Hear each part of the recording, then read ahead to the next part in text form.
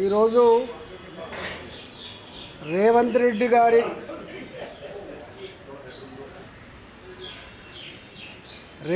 గారి నాయకత్వంలో తెలంగాణ ప్రజలు శాంతి లేకుండా, ప్రశాంతత లేకుండా, ఎప్పుడు ఎవరి ఇల్లు కూలగొడతారో, ఎప్పుడు ఎవరి భూములు గుంజుకోబడతాయో, ఎప్పుడు అణగారిన వర్గాల మీద దాడులు జరుగుతాయో బిక్కుమంటూ బతికే పరిస్థితి వచ్చింది. ఆనాడు ఆంధ్రప్రదేశ్ రాష్ట్రం నుంచి మొదలుపెట్టి ఇవాళ తెలంగాణ వరకు 70 సంవత్సరాల కాలంలో రేవంత్ రెడ్డి లాంటి ముఖ్యమంత్రి కనుక ఉంటే ఇవాళ హైదరాబాద్లో కొన్ని వందల బస్తీలు ఏవైతున్నాయో ఇవాళ ఆ వందల బస్తీలలో నివసించేటువంటి పేదలు ఉండేటువంటి ఆస్కారం మీద లేకుండే. ఇవాళ మనం చూస్తున్న వాజ్పేయి నగర్, వెంకటస్వామి నగర్, అంజయ్య నగర్, బద్దం బాలరెడ్డి గారి నగర్, టైగర్ నరేంద్ర గారి నగర్, ఇలాంటి బస్తీలే ఉండకుండా పోతుండే.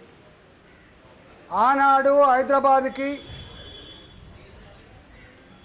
శ్రీకాకుళం, విజయనగరం, కరీంనగరు, ఆదిలాబాద్ నుంచి పొట్ట చేత పట్టుకొని పేదలు జీవనం కోసం వస్తే అసైన్మెంట్ భూములలో, దేవాలయ భూములలో, ప్రభుత్వ భూములలో, ఇవాళ భూదాని భూములలో గుడిసెలు వేసుకుంటే 60 గజాలు 80 గజాలు ఇల్లు కట్టుకొని 40 ఏళ్ళుగా 50 ఏళ్ళుగా ఇవాళ జీవనం కొనసాగిస్తున్నారు.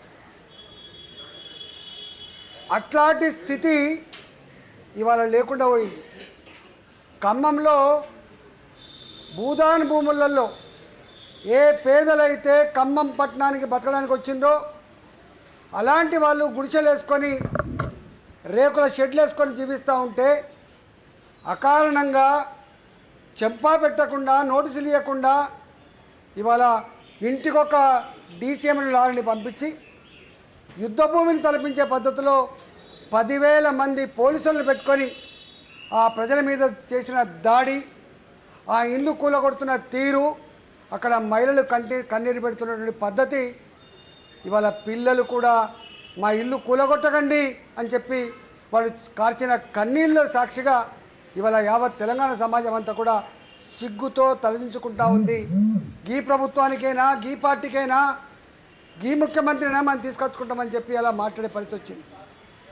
నేను అడుగుతా ఉన్నా,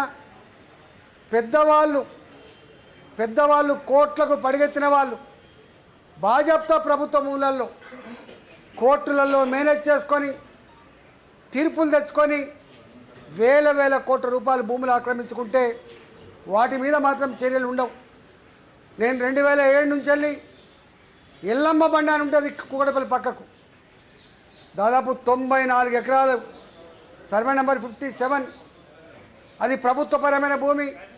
రాజశేఖర రెడ్డి గారు ముఖ్యమంత్రి ఉండగా సేమ్ సర్వే నెంబర్లో అదే భూమిలో 150 మందికి ఇళ్ళ జాగాలు ఇస్తే ఇవాళ అదే సర్వే నెంబర్, అదే ప్రభుత్వపరమైన భూమి ఇవాళ ఇది ప్రైవేటు వ్యక్తికి చెందిందని చెప్పి తీర్పు తెచ్చుకుంటే ఆనాటి ప్రభుత్వం దానికి మళ్ళీ సుప్రీంకోర్టుకు డబుల్ బెంచ్కు పోకుండా మిన్నకుండా ఉంటే ఇవాళ ఈ ప్రభుత్వం 7,000 కోట్ల రూపాయల విలువైనటువంటి ఎల్లమ్మ బండ, దాదాపు 120-125 ఎకరాల భూమిని ఇలా పెద్దవాళ్ళు కబ్జా పెట్టుకుంటా అంటే సోద్యం చూస్తున్న ప్రభుత్వం మాత్రం నోరు లేని, దిక్కులేని, బిక్కుమంటూ పట్టుకేటువంటి 60 గజాలు 80 గజాల ఇల్లు కట్టుకున్నటువంటి పేదల ఈ గూడు మాత్రం ఇలా కూల్చేసి పేదల కన్నీళ్ళని చవిచూస్తున్న ప్రభుత్వంగా ఇలా చూస్తూ ఉన్నాం.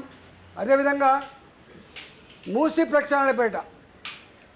నది ప్రక్షాళనపేట కొన్ని వేల ఇళ్ళు కూలగొట్టే ప్రయత్నం చేసిన నాడు ఇది తగదు, మీరు మూసీ ప్రక్షాళన చేసుకోండి, మాకు బాధ లేదు, కానీ దాని పేరిట 100 ఎకరాలలో ఉన్నటువంటి ఇళ్లను, కాలనీలను కూలగొట్టి మీరు సుందరీకరణ పేరిట వాళ్ళ కళ్ళల్లో మట్టి కొట్టి మీరు మల్టీప్లెక్స్ నిర్మిస్తా అంటే మాత్రం తగదని చెప్పి ఆనాడు చెప్పి కొట్లాడినాం. మేము 3 నెలలు మూసికి వ్యతిరేకంగా కొట్లాడినాం. ఇవాళ ఫేజ్ 1 పేరిట మీరు మూసీ నదిలో కొబ్బరి నీళ్ళు లాంటి నీళ్ళు పాలించండి, మాకు బాధ లేదు, మూసీ నదిని ప్రక్షాళన చేయండి, అది బాధ లేదు, కానీ దాని ప్రక్షాళన పేరిట ఇవాళ మధు అపార్ట్మెంట్స్, మధుకర్ అపార్ట్మెంట్స్ ఏవైతే ఉన్నాయో ఆ రిడ్జ్ ఏదైతే ఉందో 500 కుటుంబాలు నివసించేటువంటి అపార్ట్మెంట్లన్నీ కూడా ఇవాళ మీ ఆఫీసర్లు పోయి కూలగొడతామంటే అక్కడ పిల్లలు మాట్లాడుతున్న మాటలు కావచ్చు, మహిళలు పెడుతున్న శాపనార్థాలు కావచ్చు, అక్కడి ప్రజలకు బాధపడుతున్న తీరు కావచ్చు మీకు కనపడలేదని చెప్పి అడుగుతా ఉన్నాం. మొన్ననే కేంద్ర ప్రభుత్వం మీకు జాగా కావాలంటే మిలిటరీ జాగా ఇచ్చింది. ఇవాళ గాంధీ పార్కును బ్రహ్మాండ నిర్మించుకోండి బాధ లేదు, కానీ 500 పైచలకు ఇళ్లను కూలగొట్టి మీరు వాళ్ళని రోడ్ల మీద వేసి కంపెన్సేషన్ పేరిట బుకాయించి ఇవాళ వాళ్ళ కన్నీళ్ళు చూసే ప్రయత్నం చేస్తే ఖబర్దార్ అని చెప్పి హెచ్చరిస్తూ ఉన్నాం. ఇవాళ 2 సంవత్సరాలు దాటిపోయింది ప్రభుత్వం వచ్చి. ఆనాడు నుంచి ఈనాడు వరకు కూడా పేదలకు గుంట భూమి ఇచ్చుడు దేవుడెరుగు, పేదలకు డబుల్ బెడ్రూమ్ ఇచ్చుడు దేవుడెరుగు, కానీ పేదల ఇండ్లు కూలగొట్టి పేదల బతుకులతో చెలగాటమాడుతున్నటువంటి కాంగ్రెస్ ప్రభుత్వంగా ఇవాళ రికార్డు ఎక్కుతూ ఉంది. నేను ఇలా తీవ్రంగా ఖండిస్తూ ఉన్నా. ఖమ్మంలో ఇవాళ 15 ఏళ్ళుగా 20 ఏళ్ళుగా ఎవరైతే భూములలో గుడిసి చేసుకున్నారో ఇలా 60 గజాలు జాగియకుండా 80 గజాలు జాగియకుండా వాళ్ళ బతుకులలో మట్టి కొట్టినట్టు కాంగ్రెస్ ప్రభుత్వం తప్పకుండా మూల్యం చెల్లించక తప్పదని చెప్పి హెచ్చరిస్తూ ఉన్నా. దీన్ని నేను తీవ్రంగా ఖండిస్తూ ఉన్నా. తక్షణమే వాళ్ళతో మాట్లాడి వాళ్ళకి ఇల్లు జాగాలు ఇవ్వాలని చెప్పి నేను డిమాండ్ చేస్తూ ఉన్నా. అదేవిధంగా ఈ మధుకర్ అపార్ట్మెంట్స్ ఏవైతే ఉన్నాయో వాళ్ళ జోలికి పోకుండా మీరు కేంద్ర ప్రభుత్వం ఇచ్చినటువంటి జాగాలో మీరు 60 ఎకరాలలో బ్రహ్మాండమైన పార్క్ కట్టుకోండి తప్ప ఇంకోటి కాదు. నేను ఇంకొక మాట కూడా అడుగుతా ఉన్నా. పేద పిల్లలు చదువుకునేటువంటి ఇంజనీరింగ్ కానీ, ఫార్మసీ కానీ, ఎంకామ్ కానీ, ఎంసీఏ కానీ ఫీజు రియంబర్స్మెంట్ ఇవ్వకుండా 5 సంవత్సరాల కాలంలో దాదాపు 10,000 కోట్లు ఇవ్వకుండా వాళ్ళ జీవితాలతో చెలగాటమాడుతున్న మీరు, లక్షల కుటుంబాలకి ఇలా వేదన మిలిచిన మీరు ఇవాళ 5,000 కోట్లు పెట్టి మీరు గాంధీ పార్క్ నిర్మాణానికి ఒడిగడుతున్నారంటే మీరు ఏం ఆలోచిస్తున్నారో అర్థం కావాలి. ఆ దవాఖానాల్లో మందులు లేవు, రిటైర్డ్ ఎంప్లాయీస్కి వాళ్ళకి రిటైర్మెంట్ బెనిఫిట్స్ లేవు. ఇవాళ వాళ్ళు దాచుకున్నటువంటి ఎంప్లాయీస్ యొక్క ఫండ్ నుంచి డబ్బులు తీసుకుందామంటే వాళ్ళకు డబ్బులు లేవు. ఇవాళ స్కాలర్షిప్లు లేవు, హాస్టల్లో డైట్ ఛార్జీలు లేవు. ఇవన్నీ ఇట్లా ఉంటే పైసలు లేవని చెప్తూనే, అప్పుల పాలైనమని చెప్తూనే, ఉత్త చిప్ప చేతికి ఇచ్చినామని చెప్తూనే మీరు మాత్రం గాంధీ పార్కు కోసం ఇల్లు కూలగొట్టి 5,000 కోట్ల రూపాయలు ఖర్చు పెడుతుందంటే మీ చూపంతా కూడా ఎటువైపు ఉందో దాన్ని బట్టి అర్థమవుతూ ఉంది. దీనికి తప్పకుండా మూల్యం చెల్లించక తప్పదని చెప్పి హెచ్చరిస్తూ ఉన్నాం.